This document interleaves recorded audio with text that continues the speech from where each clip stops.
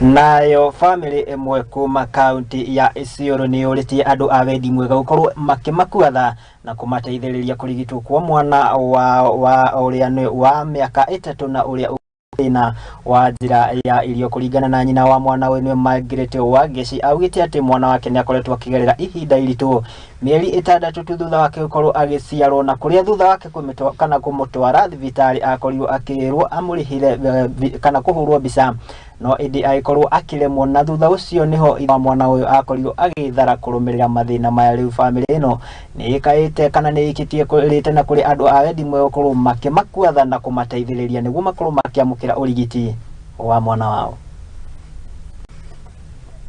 Mimi naitwa Margaret Wangeci ama mama Samuel, mama Susan. Niko na mtoto anaitwa Samuel, ako saina miaka 3 na alianza kugonjeka akiwa na miezi 7.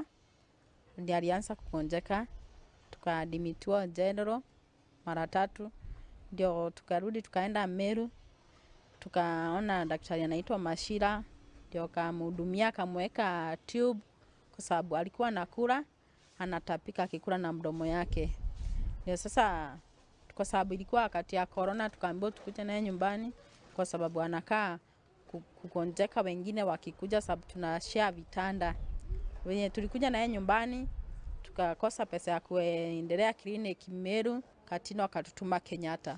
Kutumwa Kenyatta tulikosa pesa ya kwenda Kenyatta kwa sababu mimi ndio mama yao, ndio baba yao.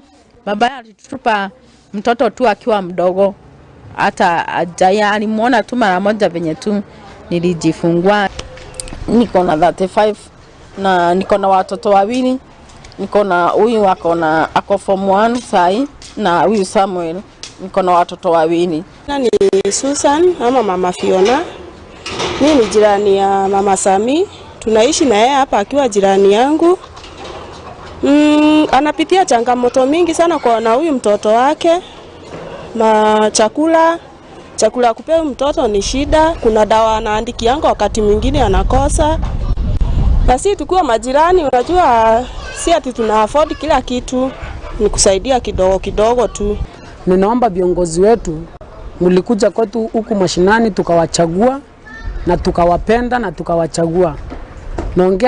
Naongea nikiambia Ngabana Kayole, yeye ni mtu kana kwamba Mungu anamguza roho, Mungu amuguze roho aweze kusaidia mtoto. Natawaheshima wengine wote akina mwena na waomba mahali mlipo Mungu awaguze, msaidie kiumbe anaitwa Samuel na hata yule mwingine, hata yeye anahitaji fia, anahitaji kila kitu. Mnisaidie hata yasome ndio hata maisha yake ya kesho iwe mzuri.